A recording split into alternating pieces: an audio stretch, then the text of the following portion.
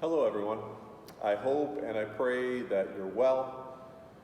Today I thought, just following yesterday's sermon about offerings and what it means to offer and the stories of those two widows, I just wanted to share a few things that ended up kind of on the cutting room floor, from my sermon.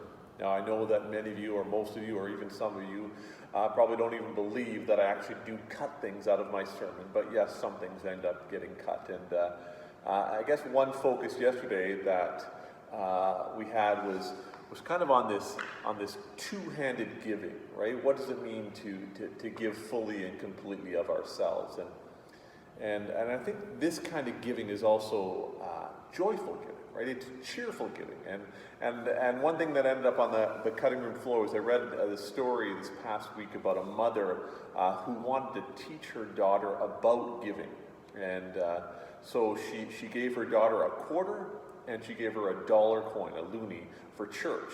And she said, put whatever one you want in the collection plate and keep the other for yourself. And so then when they were coming out of church, the mother asked her daughter, which amount she had given. And the daughter said, I was going to give the dollar, but just before the collection, the man in the pulpit, he said that we should always be a cheerful giver. And I knew I'd be a lot more cheerful if I gave the quarter and kept the dollar, so that's what I did. Anyway, I just think that cheerful giving, it's just a whole other aspect, an area to explore with respect to what it means to be two-handed givers. A quote from Martin Luther that it also ended up on the cutting room floor, but maybe shouldn't have, and I think it captures the theme. He writes, "I have tried to keep things in my hands and lost them all. But what I've given into God's hands, I still possess." I've tried to keep things in my hands and I've lost them all. But what I've tried to give into God's hands, I still possess. And in some ways, I think to illustrate, this kind of a theme, there's a pastor that tells a story of about a very ambitious young man years ago who told his pastor that he'd promised God a tithe of all his income. He was going to give 10%. And so he and his pastor, they prayed to God to bless his career. And at that time, he was making $40 a week, so he was tithing $4. In a few years, his income had increased significantly, such that he was tithing, the amount he was giving was $500 a week. And so he called that pastor back and he said, "Hey, I wonder if there's a way that I can be released from this tithing promise. It's just getting, too costly now at $500 a week." And the pastor replies that, "I don't see how you can be released from your promise. But we can ask God to reduce your income so it's $40 a week now, again, and then you'd have no problem tithing $4 again." Maybe not. A good life isn't desperate or clingy or nervously reacting to everything. Instead, a life that's well lived is spent with both hands wide open to God, right?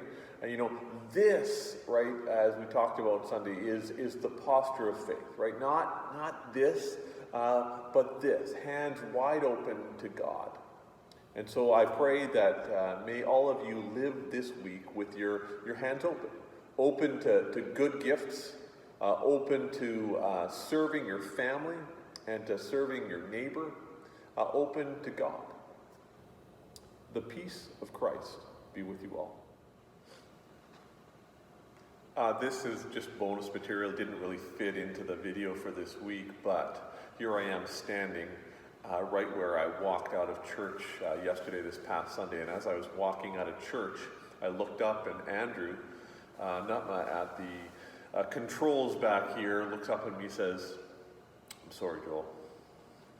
I'm like, "What?" Yeah, he says, "I'm sorry." I'm like, "Well, what? What's up?" He says, "Well, during the song of response after the sermon, my phone just kind of blew up, mostly family and friends, texting him saying that the singer's microphones weren't on, but Pastor Joel's microphone was still on. So for basically half of the song of response, it was me singing along with the musicians. You know, I'm over that, Andrew. You know, I kind of treat it as a bit of a lesson in humility. So this morning I went back and I went to the service and I actually listened I mean, I have a hard enough time listening to myself on these videos or listening to myself. So I listened to myself singing, and I could only last about 2.5 or 3 seconds of me listening to myself singing. So I consider it a lesson, unintended lesson in humility from Andrew, and so for that, I thank you for that gift, Andrew.